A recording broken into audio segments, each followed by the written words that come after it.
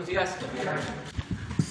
Bueno, hoy miércoles, como está programado, vamos a informar sobre quién es quién en las mentiras de la semana y luego abrimos para preguntas y respuestas, si les parece. Entonces, tiene la palabra Ana Elizabeth García Vilchis. Con su permiso, señor presidente, buenos días a todas y todos. El gobierno que encabeza el presidente de la República, Andrés Manuel López Obrador, garantiza la libertad de expresión y está comprometido con la protección de los periodistas que ven vulnerados sus derechos. Desde este espacio, en el quién es quién, en las mentiras de la semana, nos solidarizamos con los periodistas amenazados por el crimen organizado, con cualquier amenaza o acto de intimidación. El gobierno de México está comprometido con la libertad y el derecho a la información. Ya no hay censura ni compra de conciencias por parte del gobierno y se toman medidas para proteger a los periodistas que se encuentren en situación de riesgo como consecuencia de su ejercicio de su profesión. Bueno, ahora vamos a pasar a nuestra sección ¿Quién es quién en las mentiras de la semana?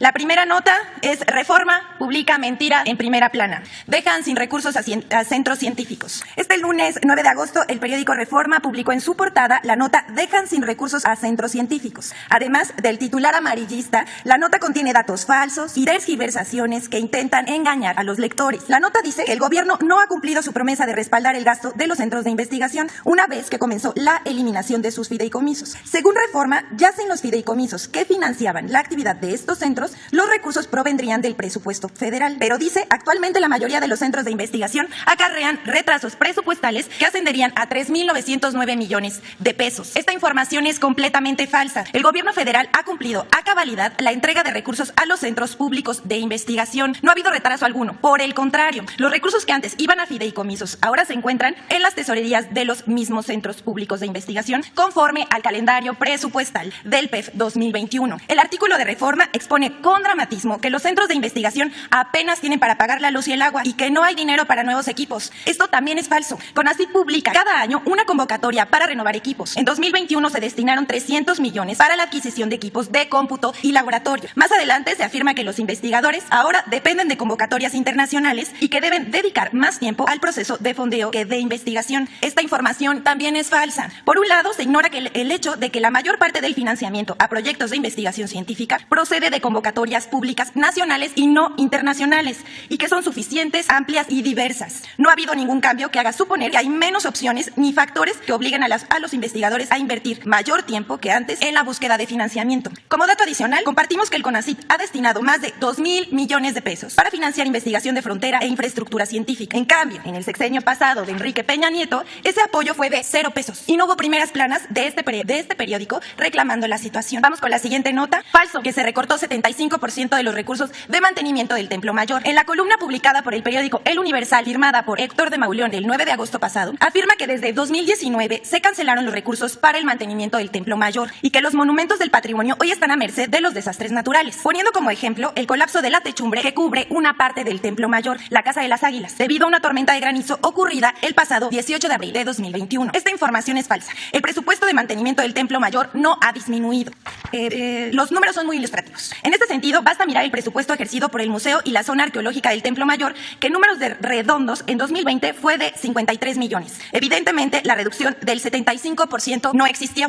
Vamos a la siguiente nota. Esta es dice, mentiras de las redes sociales que son usadas en la prensa nacional para desprestigiar. En el periódico El Universal, el señor Mario Maldonado publica una noticia falsa que proviene de las redes sociales y que presenta como una revelación de supuestos empresarios de Houston, Texas, para desprestigiar a la familia del presidente. Mario Maldonado, editorialista de El Universal, publica un texto titulado "Los empresarios detrás del gas bienestar", del 6 de agosto de 2021, en la que pretende vincular a la empresa estatal Gas Bienestar Pemex, que el gobierno echará a andar para suministrar gas a la población a precios justos, con la empresa Cava Energy, en la que supuestamente participa Carolina Adams, esposa de José Ramón López Beltrán, hijo del presidente López Obrador. Esa empresa presuntamente firmaría contratos con Pemex para suministrar el gas LP que requiere Gas Bienestar. Falso. Gas Bienestar es una filial de Pemex y distribuirá gas LP que produce la paraestatal, además de combustible importado directamente por las filiales de Pemex sin intermediarios. Se trata de un rumor y una noticia falsa que circuló en las redes sociales y que Maldonado le dio forma de noticia trascendido. en su columna de El Universal.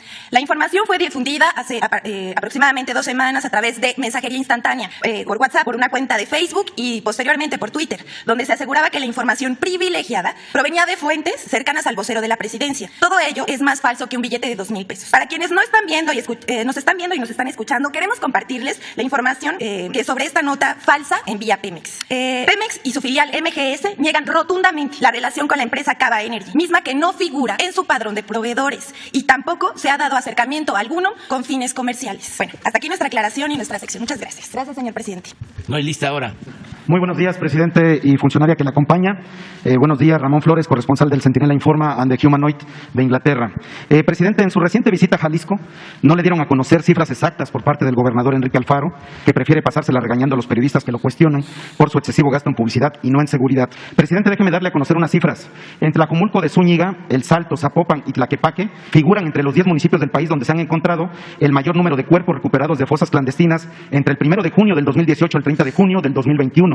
En el reporte federal semestral Búsqueda e Identificación de Personas Desaparecidas emitido en julio del 2021 por la Secretaría de Gobernación, detalla que en el primer lugar nacional se encuentra Tlajomulco de Zúñiga con 277 cuerpos, que representa el 9.16% respecto a lo nacional. Le siguen El Salto en segundo lugar nacional, Zapopan en el cuarto lugar y Tlaquepaque en séptimo lugar. Presidente, con estas cifras de fosas que se han estado encontrando nuevamente en Jalisco, mi pregunta es, ¿qué más se puede hacer para darle seguridad al pueblo de Jalisco? Incluso ellos ya se están organizando para hacer una consulta ciudadana rumbo al 2022 para remover al gobernador Enrique Alfaro. ¿Qué mensaje le mandaría al Estado de Jalisco? Porque usted estuvo allá y el gobernador le entregó otras cifras, presidente. Bueno, estamos trabajando en el caso de Jalisco. Es pues notorio de que hay problemas de inseguridad, de violencia, pero se están atendiendo. Se está trabajando de manera coordinada con el gobierno del Estado. Estamos manteniendo presencia, tanto la Secretaría de Marina, del Ejército, de la Guardia Nacional. Se están construyendo cuarteles para la Guardia Nacional en distintas regiones de Jalisco y también se lleva a cabo un programa de búsqueda de desaparecidos. El gobernador está participando en este programa junto con Alejandro Encinas,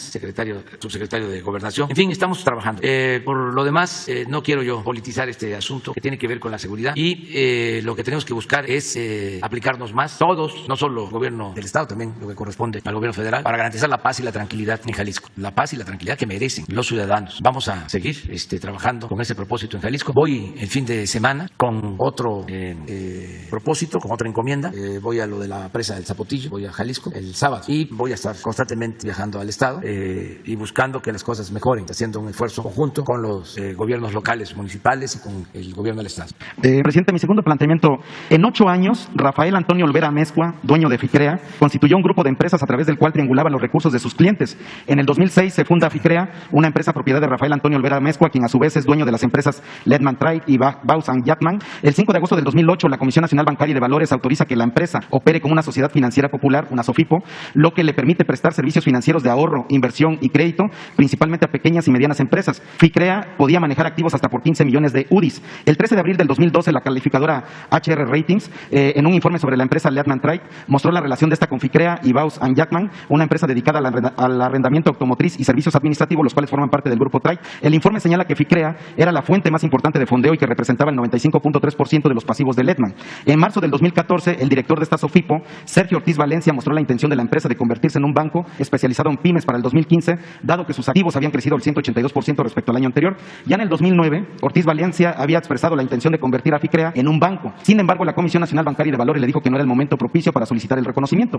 El 30 de octubre, la Comisión Nacional para la Protección y Defensa de los Usuarios de Servicios Financieros, la CONDUCEF, suspendió a FICREA el uso de contrato de adhesión al producto denominado inversión a plazo por rehusarse a retirar una cláusula ilegal en el contrato. Presidente, en este caso, ¿se le puede apoyar a los ahorradores defraudados a recuperar su dinero? Ellos no piden que el gobierno les pague, sino que apoye el gobierno subastando los bienes que quedaron decomisados de FICREA. Presidente, ¿qué mensaje le manda a los ahorradores defraudados? Y si también le podemos entregar todas las pruebas que tenemos al doctor Santiago Nieto para que apoyen a estos ahorradores. Sí, que apoyamos, que nos den toda la información y que Santiago Nieto los reciba. Estos fraudes se llevaban a cabo porque la Comisión Nacional Bancaria y de Valores y la Secretaría de Hacienda protegían a todos estos grupos financieros. Esa es la verdad. Entonces, estamos limpiando de corrupción y también pidiéndole a la gente que actúe con precaución, que que no se deje engañar si ofrecen intereses altos para guardar el dinero, para ahorrar.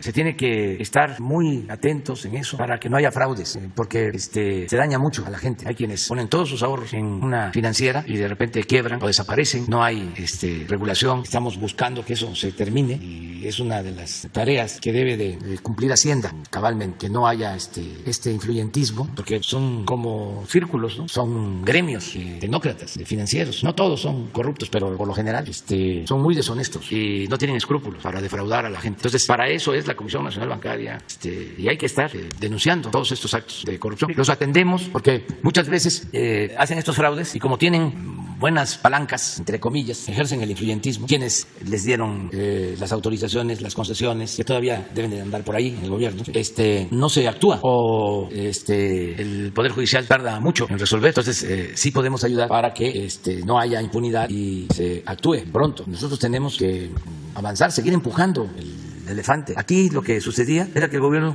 pues no estaba hecho para servir al pueblo, estaba hecho para facilitar el saqueo. Entonces nos ha costado trabajo echar a andar al gobierno. Cuando dije de que era un elefante echado, reumático, mañoso, que eso fue lo que nos dejaron, pues no me equivoqué. El otro día fuimos a ver la construcción de un puente en el río Santiago, allá en Ruiz, Nayarit, y fue el secretario de Comunicaciones y el subsecretario Jorge Nuño, que antes estaba en Hacienda, era director de inversiones, donde piden todos los requisitos, ¿no?, para poder autorizar el que se haga una obra. Ese era su trabajo antes, y lo hacía muy bien, y tan lo hacía bien que cuando sale el ingeniero Cedri, pasa a él a ser el subsecretario de Comunicaciones, pero ya la ejecución, una cosa es el que autoriza y otra cosa es el que ejecuta. Entonces se quejaba amargamente porque el trámite para hacer el puente llevó 2 años, 4 meses empujando, 2 años, 4 meses, y la construcción ya casi se termina, 8 meses de construcción, pero 2 años, 4 meses, todo el trámite burocrático. Entonces imagínense un asunto legal de estas características sin que nadie empuje, pues ahí duerme el sueño de los injustos. Le dejo las pruebas con Jesús. Sí. Muchas gracias, presidente.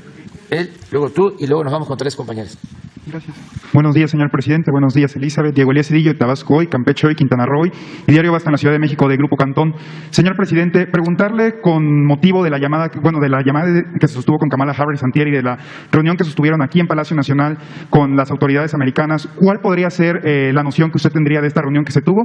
Y a su vez, ¿cuáles son los avances que se tienen bajo este contexto del diálogo para restablecer de manera más viable las cuestiones económicas o los avances económicos que se van a tener entre ambas naciones? Bueno, es muy buena la relación con el gobierno de Estados Unidos, con el presidente Biden. La reunión de ayer también fue muy provechosa, muy buena para los dos países. La llamada de antier con la vicepresidenta Kamala Harris, lo mismo. Se está buscando tener un plan conjunto, integral, que incluya el crecimiento económico de América del Norte. Yo he hecho un planteamiento en ese sentido de cómo fortalecer América del Norte y toda América ante el crecimiento económico, comercial de Asia, cómo complementarnos los países, integrarnos en lo económico, respetando las soberanías de cada nación. Ese fue el tema de ayer. Y va a haber un encuentro que le llaman del más alto nivel económico. Va a informar Marcelo Ebrard sobre este asunto para poder llegar a un acuerdo general. Esto incluye, repito, lo económico, el desarrollo regional, el apoyo a países de América Central,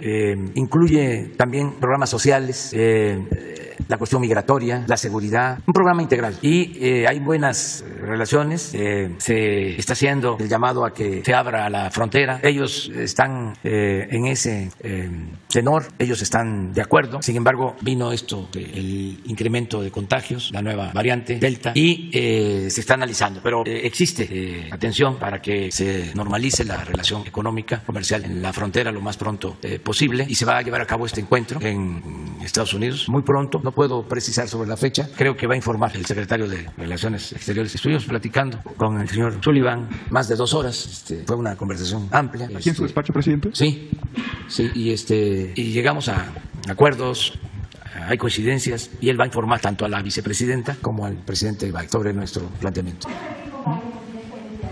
Hay esa posibilidad. Nosotros le formulamos una invitación para que él visite México y tener una reunión. Está proponiéndose para finales de septiembre. Gracias, presidente. Y ahora, un poco unado al contexto que usted ha platicado sobre la consolidación de la Cuarta Transformación, usted ha platicado sobre esta reforma, reforma a los pensamientos de las juventudes, de los niños, etcétera. Saber si se tiene planeado en su gobierno algún tipo de cambio en los planes de estudio, más que nada para concientizar a las y los niños sobre este problema que implica la corrupción, porque no es solo con esas conferencias de prensa poder exhibir combatir o poder demostrar los diversos actos de corrupción que se puedan dar en los distintos ámbitos de gobierno, sino también como que esta reforma de pensamiento de las y los jóvenes. Y también si con estas reformas de pensamiento se podría como que pluralizar el contexto de esta idea que usted ha planeado, y aprovechando esta coyuntura, si en su libro que próximamente se va a publicar viene platicado un poco este matiz de la lucha contra la corrupción, y si nos podría usted adelantar el título que va a llevar su libro, porque si no me equivoco no nos lo ha comentado. Gracias, presidente. Bueno, es un tema importantísimo.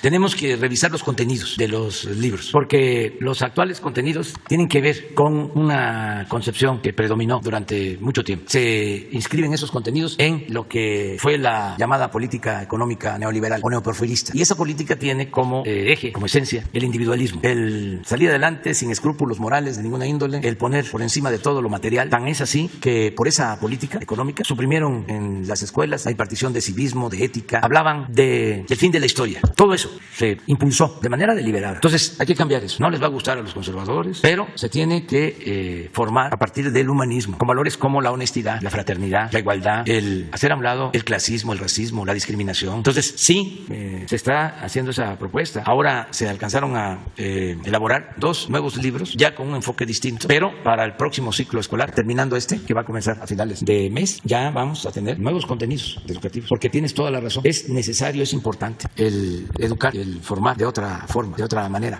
con un tronco común, humanista, y luego mucha calidad en la enseñanza, en las matemáticas, en la biología, en la física, pero, repito, que el humanismo sea la base, el tronco. Ese debe ser el propósito. No seguir fomentando el individualismo, el aspiracionismo, el triunfar a toda costa, sin escrúpulos morales, el ver como audacia a quienes se enriquecen de la noche a la mañana con violaciones a la ley o defraudando, cometiendo ilícitos. Tenemos que apoyarnos en esos contenidos, tenemos que seguir moralizando la vida pública del país. Por eso se va a seguir reeditando la Guía Ética para la Transformación, que es una constitución moral. Vamos a seguir hablando de estos temas. Ojalá y en los medios de información se fortalecieran valores culturales, morales, espirituales, que se estigmatizara a los corruptos, que no se les solapara, que no se siguiera apoyando el régimen de corrupción, de injusticias, de privilegios, que todos ayudáramos para tener una sociedad mejor. Y ya tengo el libro terminado, ya está en... ¿Listo para venderse? La editorial, no, lo van a empezar a editar, va a estar para fines del mes, yo creo que en 15 días ya está en librerías, 20 días va a estar ya en circulación. ¿Nos podría compartir cómo se va a llamar? Se va a llamar A la mitad del camino y tiene 4 capítulos. El primero es el presente, lo que estamos ahora viviendo. El segundo es la política exterior, el respeto al derecho ajeno, es la paz. El tercero está dedicado a los opositores, no se van a aburrir. Y el cuarto es el porvenir, ese es el... Gracias, presidente. Buenos días, señor presidente. Muchas gracias. Julio Omar Gómez, de Medios Digitales del Pacífico. Presidente, me pidieron de favor que le hiciera llegar lo que a continuación le voy a leer. Me lo pide la población de Puebla, algún sector que se vio defraudado, ¿no? Y que dice lo siguiente: presidente, de todos los mexicanos, la familia Jenkins defraudó a la fundación, o Jenkins, a la fundación que creó su abuelo y la sociedad poblana, que era la principal beneficiaria de esta, con más de $700 millones, 14,000 millones de pesos. Es un robo mayor a la estafa maestra y hoy tiene órdenes de aprehensión por lavado de dinero. Ahora este fraude ha creado una polémica en la Universidad de las Américas, donde el señor Luis Ernesto Derbez, ex canciller foxista, es parte de la colusión y el saqueo a esta casa de estudios, y a él y a su círculo cercano se les han detectado pagos de empresas fantasma. El Estado mexicano intervendrá de manera categórica para proceder legalmente contra los Jenkins y Derbez, quienes fueron solapados por muchos gobiernos anteriores. Para que este error fuera posible, los poblanos sí me dicen que sí necesitan de su intervención porque ya están desesperados a la falta de esta situación que están viviendo. Pues vamos a ver cómo ayudamos.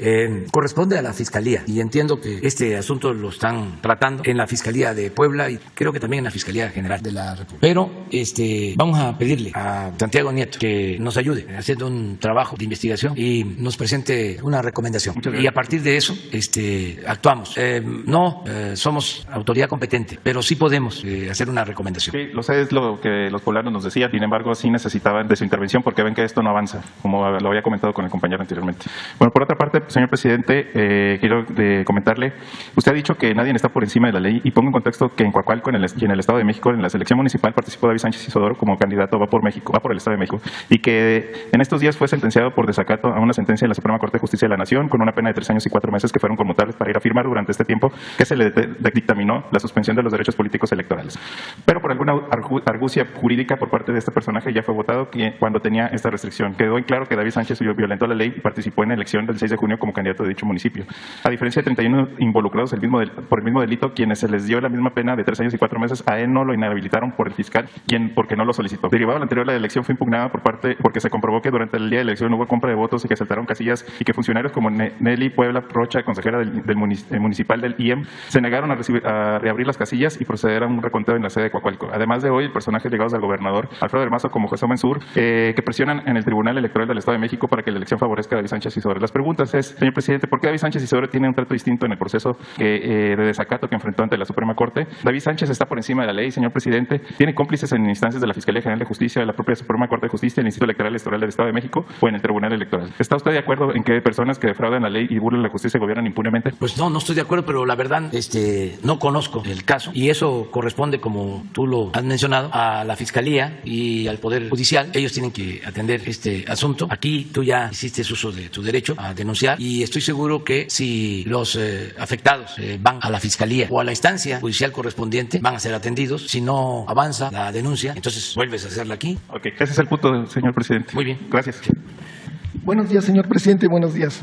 Eduardo Esquivel Ancona, SDP Noticias. Mi primera pregunta, quisiera saber su opinión de que el Fondo Monetario Internacional pide a su gobierno más apoyo fiscal para enfrentar la pandemia y piden reformas estructurales que generen inversión sólidas y una reforma tributaria. Esto se lo hago en el contexto de que lo mismo le recomendaron a Brasil.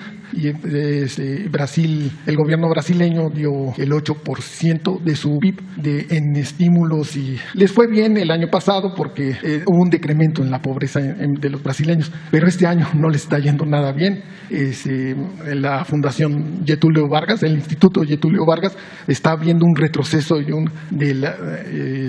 los salarios, ya no alcanza el dinero porque la pandemia ha sido muy larga y tienen un déficit primario el gobierno grandísimo y la deuda está llegando al 85% con respecto a su PIB. Entonces, yo no sé que si sea tan bueno. El gobierno del presidente Felipe Calderón en el 2009, cuando la crisis, también muchos estímulos, sobre todo a empresas ligadas al comercio exterior y pues tampoco hubo buenos resultados, entonces aumento de la deuda y yo me gustaría saber su opinión sobre este caso. Pues nosotros somos muy respetuosos de los organismos financieros internacionales como el Fondo Monetario Internacional, pero ya no son ellos los que dictan la agenda del gobierno de México. Durante muchos años ellos eran los que manejaban la política económica. En todo el periodo neoliberal nunca hubo un plan de desarrollo propio. Todo era aplicar las recomendaciones del Fondo Monetario Internacional. Increíble. Todas esas llamadas reformas estructurales se aplicaron en México por recomendación del Fondo Monetario Internacional y de otros organismos del extranjero. Y las aplicaron en distintos países y llevaron a la ruina a los países. Fue un rotundo fracaso. Pero lo más increíble es que todavía haya gobiernos que les hagan caso y que ellos también no cambien de actitud. No han asumido la responsabilidad que tuvieron en la reciente crisis en Argentina. Ellos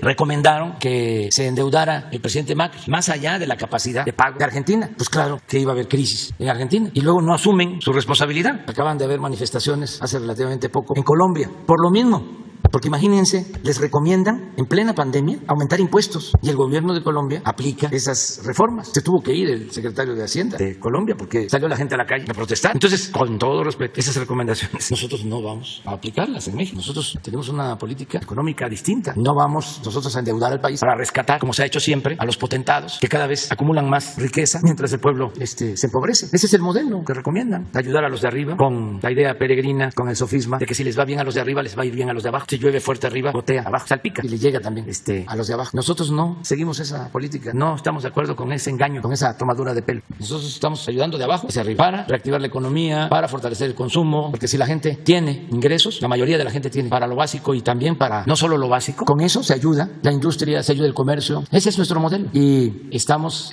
saliendo adelante de la crisis. Pronto caímos y ya estamos por salir.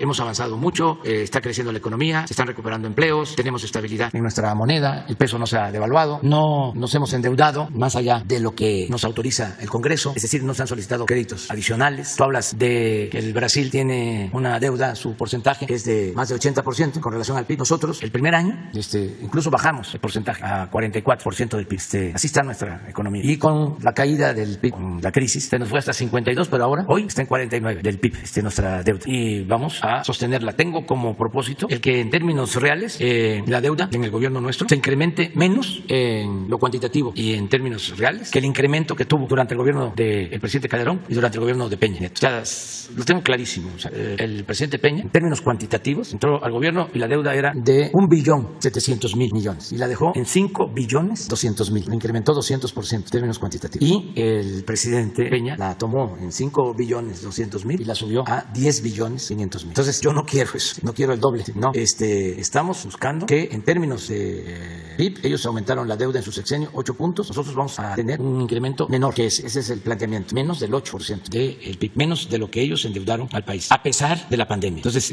vamos bien y vamos a continuar con este plan. El fondo va a entregar unos recursos a todos los países miembros, van a otorgar créditos a tasas bajas por $650.000 millones. En el caso de México le corresponden alrededor de $12.000 millones. Este es un recurso que va al Banco de México para las reservas. Nosotros podríamos utilizar ese recurso para que no esté solo en reservas, que han crecido mucho ya las reservas. Además, les pagan muy poco de rendimiento, entonces tienen mucho dinero y reciben muy poco de rendimiento. Entonces nosotros podríamos utilizar esos recursos para pagar deuda por anticipado, no para pagar deuda. Esto también lo aclaro, porque nos importa que no nos aumente la deuda, porque aumentar la deuda es aumentar el servicio de la deuda y además es hipotecar el futuro de las nuevas generaciones. Siempre he dicho que las deudas personales se terminan, desaparecen cuando uno se muere. Las deudas de nosotros, pocas o muchas, se terminan cuando ya uno se muere, no se le heredan a los hijos, pero la deuda pública sí, esa sí se hereda de generación en generación. Entonces es muy delicado el asunto. No puede uno endeudar a las futuras generaciones. No puede uno quedarse con la herencia que corresponde a los que vienen después de nosotros. O sea, derrochar, por ejemplo, el petróleo, todas las reservas. A ver, vamos a sacar todo el petróleo. ¿Y qué les dejamos a las nuevas generaciones? Además de el efecto invernadero, de la contaminación, del cambio climático, de recursos. ¿Cómo vamos a disponer nosotros de lo que es de todos y de los que vienen detrás de nosotros? En Noruega tienen un fondo para las nuevas generaciones. Pueden extraer petróleo, vender petróleo, pero hay una cantidad de lo que obtienen que queda como fondo, como patrimonio para las nuevas generaciones. Entonces, con respecto a tu pregunta muy atinada, esa es nuestra respuesta y no tenemos ningún pleito con el Fondo Monetario, solo que no estamos de acuerdo con sus recomendaciones. En una segunda pregunta, señor presidente, ¿cómo se hace la evaluación de los desastres naturales que hay ahora que se extinguió el FONDEM? Porque anteriormente había un desastre natural, al día siguiente o a los 2 días el gobernador ya tenía todo cuánto iba a necesitar para reparar las carreteras. Yo no sé cómo lo hacían tan rápido, pero ¿de dónde van a salir estos fondos para la reparación de infraestructura? ¿De qué partida presupuestal del presupuesto de egresos va a salir estos recursos para los desastres naturales, para la reparación de carreteras, de escuelas, de todo lo que pasa en unos desastres naturales? Bueno, no existe el FONDEM porque era un instrumento plagado de corrupción. Era una práctica declarar emergencias, zonas de desastre y autorizar compras masivas, o hacer obras sin licitación o transferir dinero del gobierno federal a los estados para que hicieran lo propio. Si había una sequía, si había una inundación, entonces se usaba el FONDEM y no llegaba el dinero a la gente. Habían proveedores que tenían ya como encomienda entregar víveres, despensas, colchonetas, todo lo que se requería. Gentes que hizo su agosto en el gobierno anterior y en todos los gobiernos. Gobernación manejaba esto. Muchas irregularidades, para decirlo amablemente. Entonces ya se termina con eso. Entonces esos fondos los maneja Hacienda y si se necesita, se utiliza. Y si no alcanzan esos fondos, se amplían los presupuestos para las dependencias. El caso más claro es el de las inundaciones en Tabasco y en Chiapas. Nunca se había destinado tanto recurso. En el caso de Tabasco, todas las viviendas que se inundaron están recibiendo sus enseres. Y digo están, que no hemos terminado todavía de entregar estufas, refrigeradores, camas, todas. Además de que en todos los casos se dio de manera directa un apoyo, creo que de 10,000 pesos por familia, más los enseres. Se están dragando los ríos para desasolvarlos, para que no vuelva a repetirse. Se estableció un mecanismo de control de las presas. Se están haciendo bordos, se están reparando los caminos que se afectaron. Estamos hablando de una inversión de alrededor de 6,000 millones de pesos. Otro ejemplo, lo del Huila, que apenas estábamos llegando. En Nayarit, lo mismo, nos metimos a trabajar de manera integral. Entonces, estos instrumentos, ya no existen, porque no queremos que exista la corrupción, pero sí se atiende a la gente que lo necesita. Cuando hay un fenómeno natural que les afecta, una inundación, un temblor, incendios, sequías. Estamos ayudando en todos los casos y es la Secretaría de Hacienda la que decide, pero ya no es fácilmente declarar emergencia. Un día vamos a ver aquí cómo se declaraban emergencias y cómo se gastaba y no le llegaba dinero a la gente, porque esos cáteres, esas despensas las cobraban a 3, 4, 5, 10 veces más de su valor real. Había muchísima corrupción. Entonces ahora es distinto. A veces llegaba yo a estados porque se quedó esa práctica.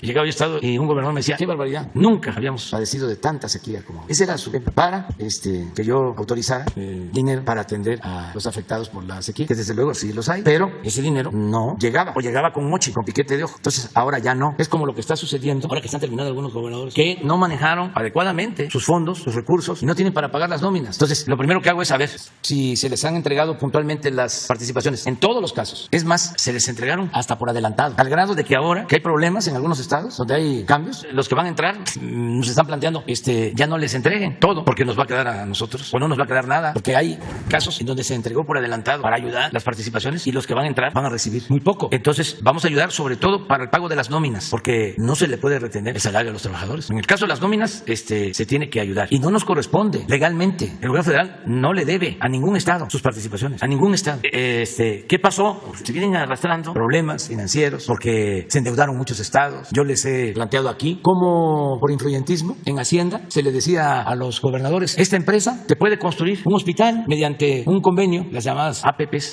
y vas a ir pagando año con año. Y aceptaban porque se los pedían de Hacienda. Los de Hacienda hacían gestiones a favor de las empresas. Entonces los gobiernos estatales aceptaban las condiciones de construir los hospitales de puro machuchón, de empresarios, de esos muy influyentes que había. Se construía el hospital, lo cobraban 2, 3 veces más caro que su costo. Pero no era solo eso, sino que el interés por el financiamiento era de lo más oneroso, era usurero. Entonces, un hospital que costaba 500 millones, terminaban pagándolo en 5,000 millones.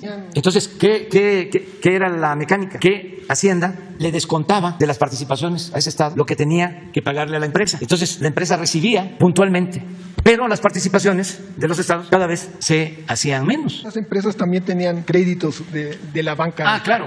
Sí. De la banca de desarrollo. Sí. Ellos usaban su influyentismo, ya sea porque eran dueños de medios de información o ya sea porque eran familiares de políticos. Conozco el caso de un cuñado de Salinas de Gortari que así obtuvo varios contratos en gobiernos estatales con el apoyo de otro familiar que estaba en Hacienda, que llegó a ser hasta secretario de Hacienda. Entonces, ¿por qué eso no lo denunciaron?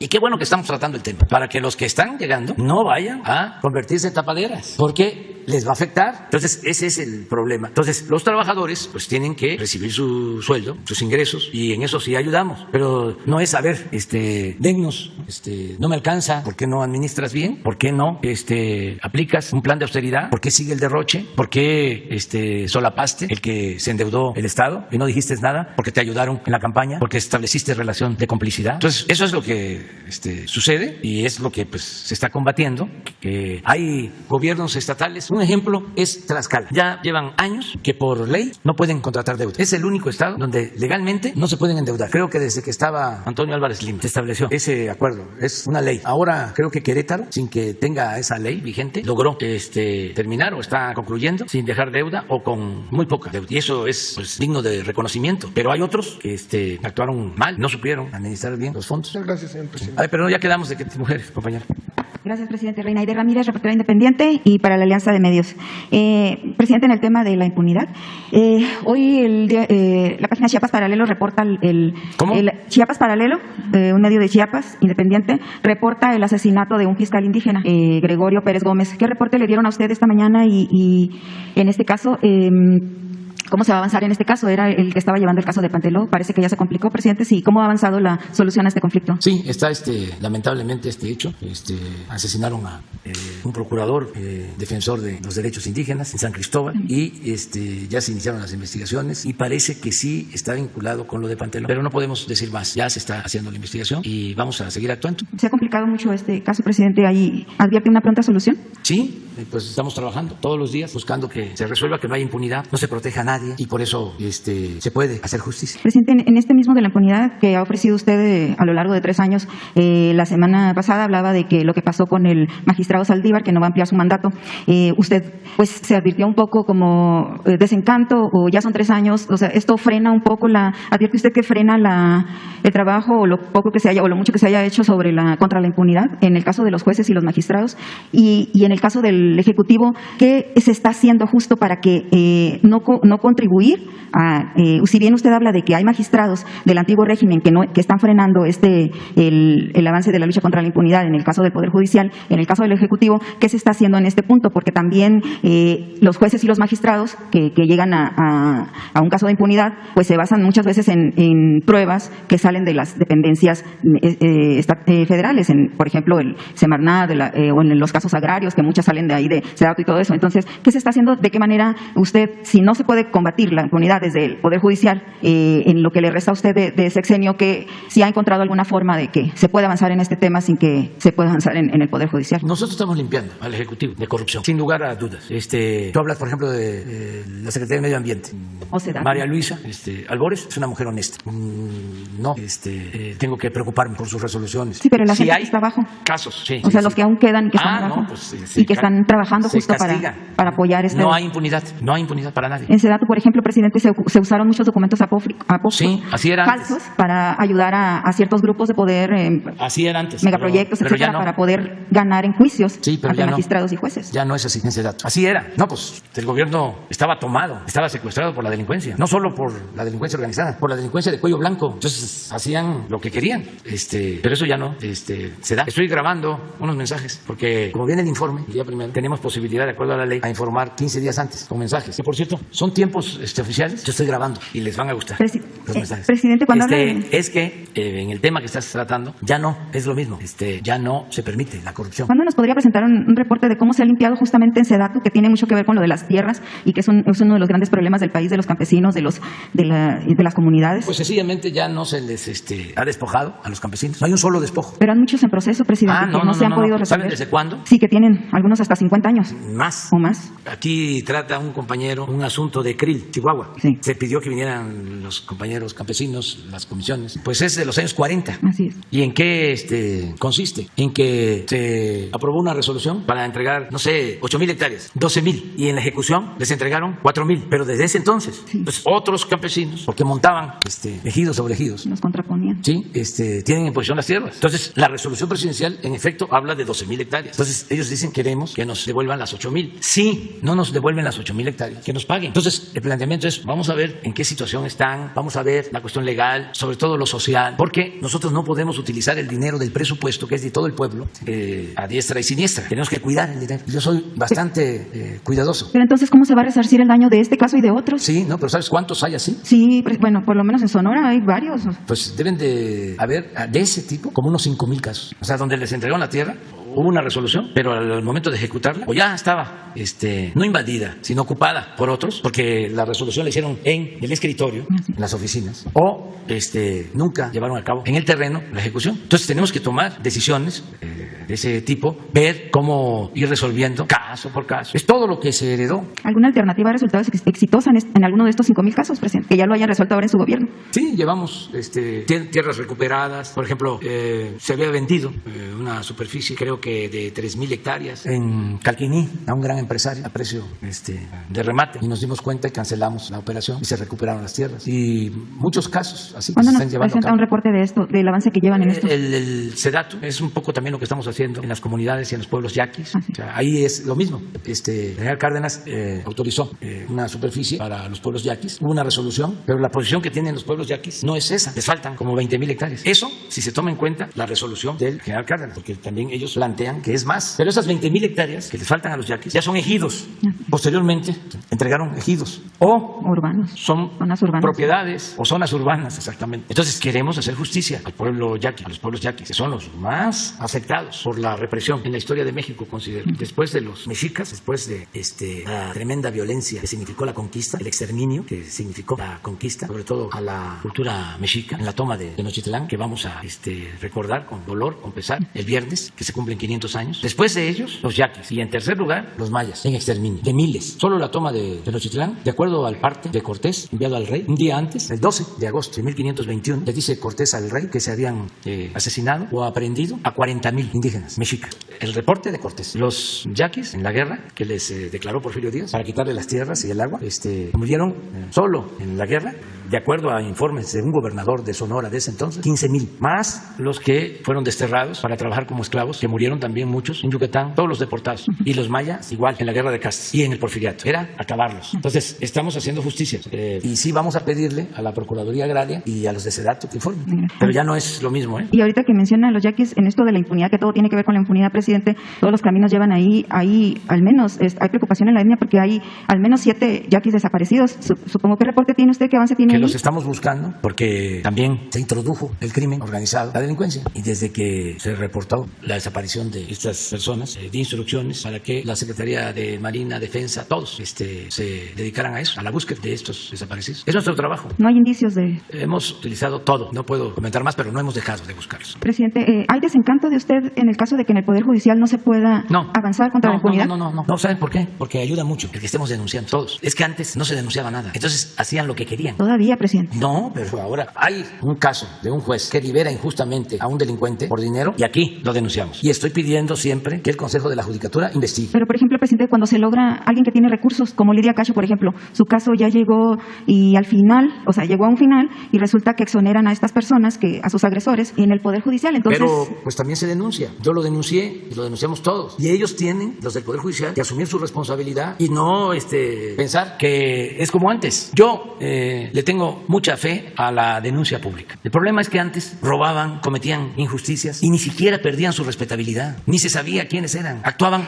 en la clandestinidad, en el anonimato. Ahora un juez, un magistrado, un ministro que actúa mal, que se conoce, y creo que por muy cínico que sea, le afecta, porque además ellos con esas actitudes le causan daño a sus familiares, a sus hijos, que no tienen nada que ver, que no tienen culpa del mal comportamiento de los padres. Es una vergüenza. Entonces, yo sí creo que hemos avanzado, porque no se tolera la impunidad. Una cosa es que lo hagan, que cometan una fechoría y que logren que no se sepa o que no sean castigados, pero otra es que si la autoridad lo sabe, que se quede callada, que no diga nada, que no denuncie. Nosotros no toleramos ni la corrupción ni la impunidad. Ese es el coraje que tienen nuestros adversarios, los conservadores, porque antes habían estos enjuagues, componendas, una relación de complicidad entre la cúpula arriba, se protegían unos a otros y la gente no se enteraba de lo que sucedía, percibía, porque el pueblo tiene un instinto certero, pero no a detalle, no como ahora. A ver, ¿cuánto se le daba de dinero al Universal? ¿Se sabía? No. ¿Cuánto gastaba el gobierno en publicidad para que hablaran bien del gobierno? Pues nada más en el sexenio pasado, a razón de 10,000 millones por año. ¿Qué municipio de México, se los dejo de tarea, tiene 10,000 millones de pesos de presupuesto al año?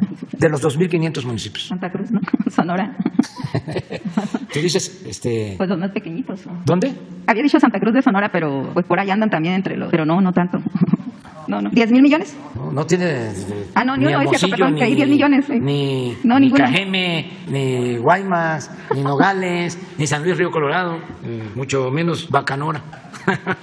Bacanora debe de tener como 10 millones. 10 millones, sí, eso. Sí, aquí estamos hablando de 10,000 millones. Oh, sí, entendía, 10 millones. Bueno. No, pues nada que ver. Presidente, una segunda pregunta y que también tendría que ver con impunidad y seguridad.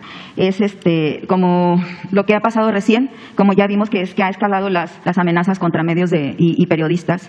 ¿Usted encuentra alguna relación entre estos hechos que no solo ya lo vimos a una escala de verdad preocupante, pero se dan en todos los estados, en todos los municipios, por gobernantes y por otro tipo de funcionarios menores? ¿Usted encuentra alguna relación de esto que está pasando con el hecho de que desde aquí también usted y ahora con una nueva sección se estigmatice a los periodistas? Bueno, eso es lo que dice Krause, ¿no? Y Aguilar Camín y pues casi todos los medios. Eso es lo que dicen. Nos echan la culpa a nosotros de todo. Está enojado Aguilar Camín y está enojado Krause porque también eran los predilectos de los gobiernos anteriores. Recibían muchísimo dinero para sus publicaciones. Entonces ya no reciben y ahora pues nos echan la culpa de todo. Pero es que justamente ese es el problema, presidente, que esos personajes, grandes personajes que siempre han de ellos o de otros que han estado siempre cerca del poder y que hoy no lo están. Esos son una parte, pero también hay periodistas, los de a pie, los que andamos en la calle, que de alguna manera el hecho de que aquí se hable, usted ha hecho alguna distinción, sí, en algún momento, pero no es parejo, presidente, porque si usted estigmatiza, usted es el presidente, si usted estigmatiza a unos con razón o sin razón, esto permea hasta abajo. Con razón, ¿eh?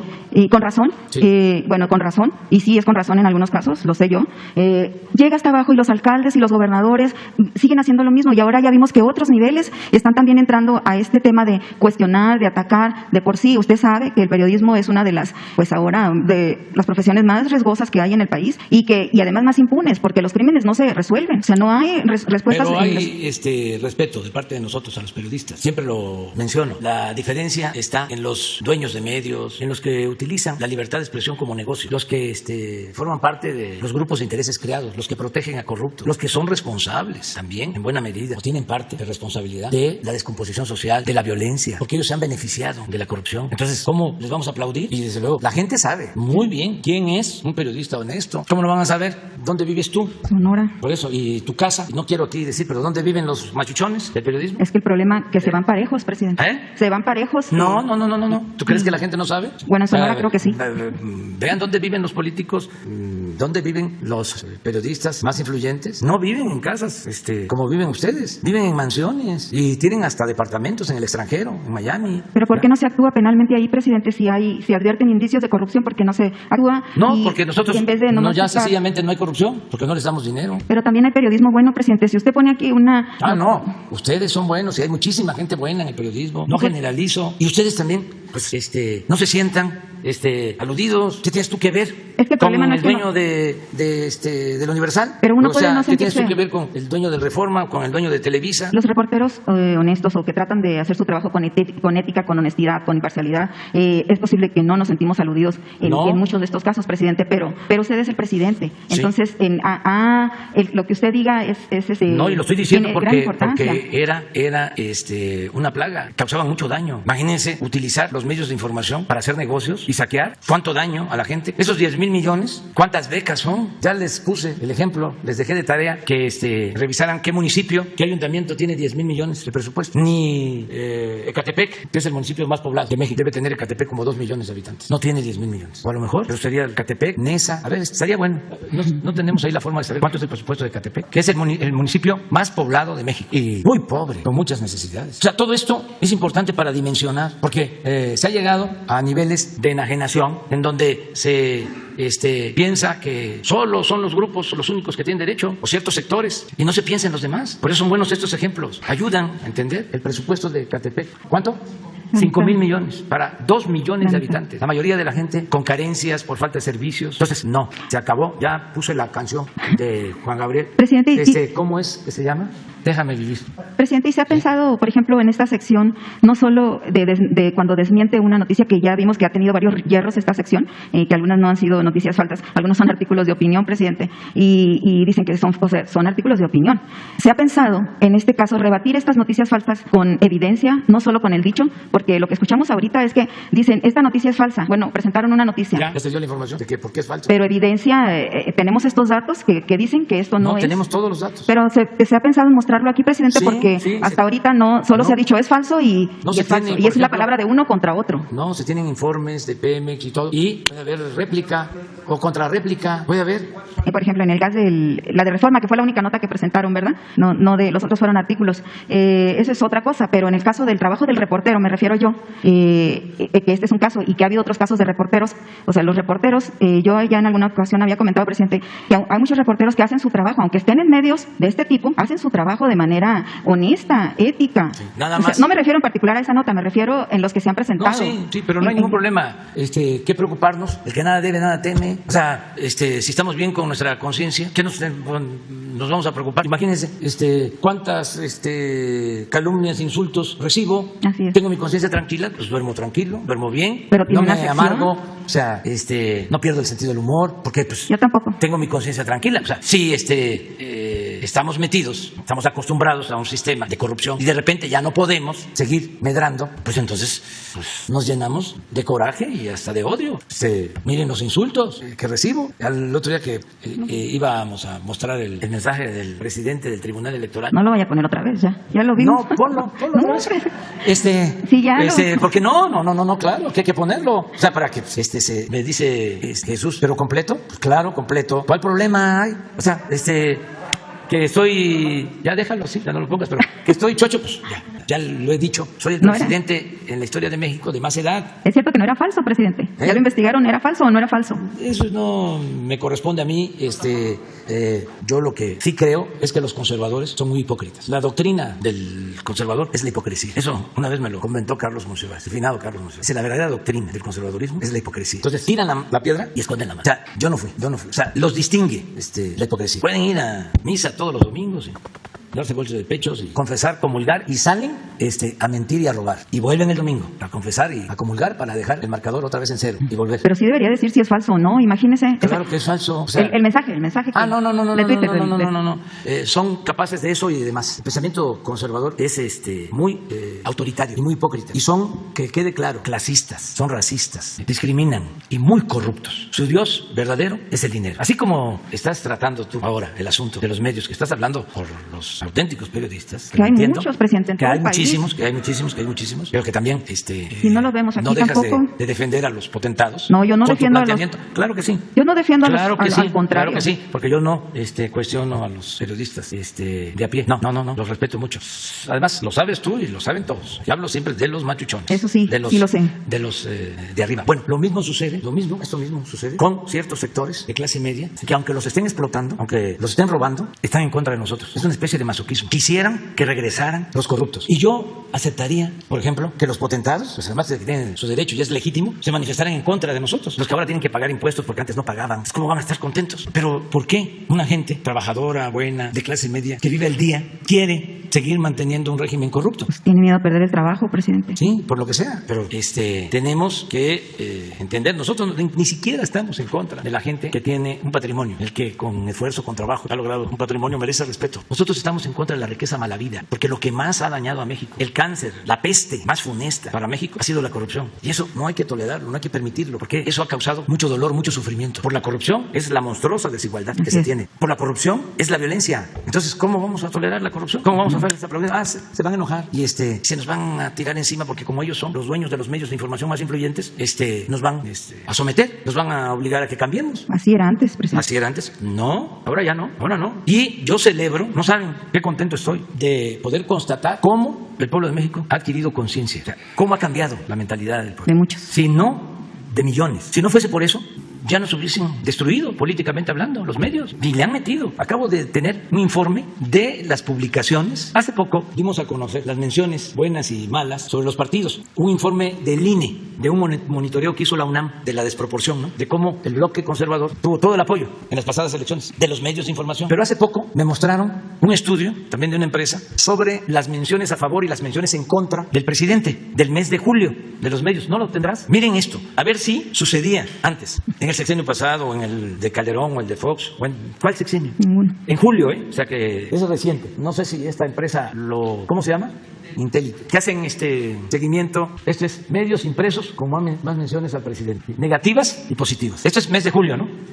Reforma, me da hasta gusto, la verdad, porque si fuese al revés, estaría yo preocupado.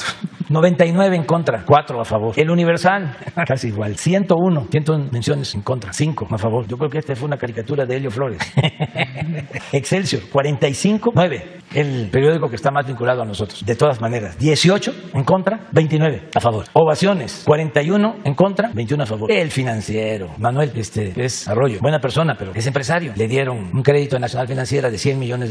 Tiene también un reclusorio de estos en donde tenemos que pagar por cada compañero detenido hasta 5,000 pesos diarios, sin incluir vigilancia. 61.5. El Economista, lo mismo, 51.7. El Heraldo de México, 43.12. La Razón, pues está más equilibrada la razón. 19, 16, 9. Milenio Diario, mi amigo Francisco González. 25, 6, 24 horas. 33, 4. El Sol de México, 35, 7. La Crónica, 53, 5. Ah, basta, mis paisanos. ¿Y eso ni modo por qué? que no ayuden a la causa. 3 en contra, 15 a favor. ¿Y esa no sería la misma situación que los primeros, presidente? Son los dos extremos. No, pero aquí estamos hablando de 18, aquí estamos hablando de 100. ¿Qué Me te crees? refiero acá más en contra, menos a favor. Sí, pero pues Acá más a favor, menos en contra. Sí, nada más que estos son machuchones. Este no. Es un periódico que se lee mucho, en donde fíjate que nos importa que se informe a la gente. Este periódico se lee en las tiendas, en las peluquerías. Yo iba a rasurarme en una peluquería tradicional a Boston, o sea, allá en Tlalpan, y ahí leía yo. Pero no tenemos de radio. Es interesante, ¿eh? O sea, esto pasaba antes, en honor a la verdad. ¿Así era? En el sexenio de Enrique Peña Nieto, perdón por la interrupción, es un testimonio que va justo a eso. En Aguascalientes, en una de las visitas que hizo el entonces presidente Enrique Peña Nieto, se hablaba que podría visitar el grupo de radio donde trabajábamos y nos hicieron firmar una carta de confidencialidad con las preguntas específicas y no nos podíamos salir de ese guión. Sí, sí, y a mí me pasó como era yo cuando era opositor, el que me entrevistaba le quitaban el trabajo, lo corrían. Me pasó aquí con una radio de El Sol de México, Federico Lamón, que me dio mucha pena por él, porque él me invita entusiasmado, queriendo hacer periodismo, y de repente iniciamos, me empieza a preguntar, y de repente entra la llamada y dice, bueno, vamos a comerciales, ya vamos a regresar. Entonces lo amenazaron y ahí se acabó la entrevista. Le dije, no te preocupes, tú no tienes la culpa. Ya les he platicado de no nos daban entrevistas, ni los más afamados, estos que tienen prácticas más plurales, ¿no? Una cuota de una vez cada 6 meses. Yo recuerdo que el que más nos daba espacio, ya se los platiqué un día, era Sabludowski, su programa de radio, el finado Sabludowski, y no me preguntaba nada, no era entrevista, nada más decía, ¿no? Porque se tenía que cubrir con el dueño de la radio. Licenciado, usted pidió esta comunicación, ¿en qué podemos servirle? Pues mire, licenciado, es que vamos a tener una movilización al Zócalo el domingo próximo y estoy invitando a la gente porque quieren entregar el petróleo a particulares, a extranjeros, y no paraba yo, ahí sí hablaba yo rapidito, no me interrumpía. Y licenciado, ¿es todo? Sí, licenciado, muchas gracias. Muchas gracias. De los pocos, una vez en Guanajuato me entrevistó un conductor de un programa de radio y muy defensor, ¿no? También del régimen y con un poco de agresividad, sus preguntas y todo. Pero nosotros buscábamos aprovechar todos los medios, todos los espacios para hablar con la gente, para comunicarnos con la gente, porque era un cerco completo, que no se escuchara nuestra voz. Por eso tuvimos que ir pueblo por pueblo, como predicadores, a las plazas. Bueno, termina la entrevista y aún, no siendo una entrevista a modo, sino cuestionadora, lo corren. Como a los 3, 4 días pide hablar por teléfono y me dice, nada más le hablo para decirle que tiene razón. Me corrieron. Pues eso era lo que sucedía. Por eso lo que dices de Michoacán, claro, digo, de Aguascalientes, desde luego.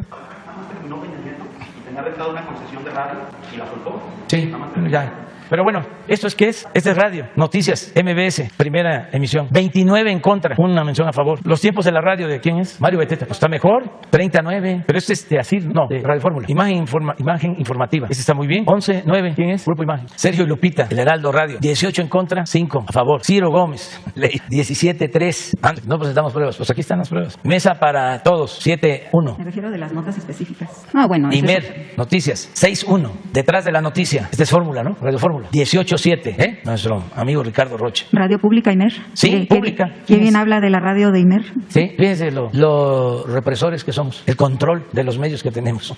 Así las cosas. ¿Este quién es? PM. W Radio. No, pues sí. Este es el grupo español Prisa, que también publica en El País. Eran los defensores de las empresas españolas que se dedicaban a saquear a México. Nos vieron como tierra de conquista, de nueva cuenta. Y ahora están muy molestos. Luego, Enfoque Noticias, 13-1. Así las cosas, 4-1. López Dóriga, Joaquín, te pasaste. 5 y ninguna buena. A la 1. Y la televisión, ya que estamos en estos, para no cargársela toda. Milenio, 2-1. ¿Esto qué cosa es? Esta es la nuestra, ¿no? Pues sí. Ni modo que también nosotros hablemos mal, habiendo tantos ya. Noticias de la mañana. ¿Quién es? Con Ortega, a las 10, 28-2. ¿Este qué canal? Bloomberg. República MX. Digo, aquí estamos bien. Al sonar la campana. No, pues aquí sí. Paliza. Nos cepillaron aquí. ¿Quién? Financiero. No, pues sí. Manuel y Bloomberg. Telediario, con Ana Laura también. De 1 a 3 también. Milenio Noticia. Mañana, tercera. Qué bueno, que no. Ni para bien ni para mal. Milenio Noticias. Mañana, 3-2, Azucena, 3-0, así amanece, 2-1. Milenio Noticias de la noche, primera, 3-1. 11 Noticias de la tarde, 2. Bravo. ¿Esa lectura es esos datos son de hoy, de ayer? ¿O de...? Es todo el mes de julio. Todo julio. Sí. Los 3 casos. Los 3 casos. Se va a poner que lo subas. Yo creo que ya debe estar. Presidente, ya nomás para terminar, eso de que dice de que yo los defiendo, presidente, bueno, son 30 años que yo tengo en esto, efectivamente desde 2006, yo vi cómo le coartaban su libertad de expresión como candidato o su propaganda política, pero de eso a defenderlos, yo defiendo a los reporteros de a pie, presidente, que también los hay en estos medios, también los hay. Sí, los medios, los dueños es otra cosa. Sí. Pero eso no hay problema porque yo siempre distingo. Bueno, porque usted acaba de decir que yo los defiendo y eso, nada más alejado de la realidad que eso. Lo digo para que no se vaya y que no se malinterprete porque yo de ninguna manera defendí, ni cuando estaba con ellos, con alguno de ellos los defendía, así que no es la misma, no es la misma. Yo defiendo al periodista de a pie y resulta, presidente, que si todo esto, usted lo usa como defensa, estar aquí contra todo eso que ya vimos. Si no estuviésemos, ¿se imagina? Que no existiera la mañanera. Pero sí no sé, que si ha pensado usted en hacer un balance de, también hay buen periodismo, también que se muestre el buen periodismo que hay en México. Sí, lo hay. Que se vea, que... Sí, lo hay, y sobre todo... Que sea usted claro, y no sé si puede hacernos el favor de que sea claro cuando se trata lo ha hecho en muchas ocasiones, eso sí lo reconozco cuando lo he escuchado. Los medios son una cosa, los columnistas son otra cosa, diferente de la nota diaria, y los reporteros de a pie somos otra cosa. Sí, completamente distinto. No, por lo general los columnistas pertenecen a la academia o son intelectuales orgánicos que también están dolidos porque recibían un trato especial. Casi la mayoría de los columnistas o tiene que ver con las grandes cadenas de comunicación o grandes empresas de comunicación o tienen que ver con los dos grupos que han monopolizado todo lo relacionado con la intelectualidad, con la llamada República de las Letras, que es Krause y Aguilar Camín, jefes. Entonces ahí están antropólogos, ahí están cineastas, pintores, científicos, de todo, porque durante años, décadas, estos dos grupos eran los que controlaban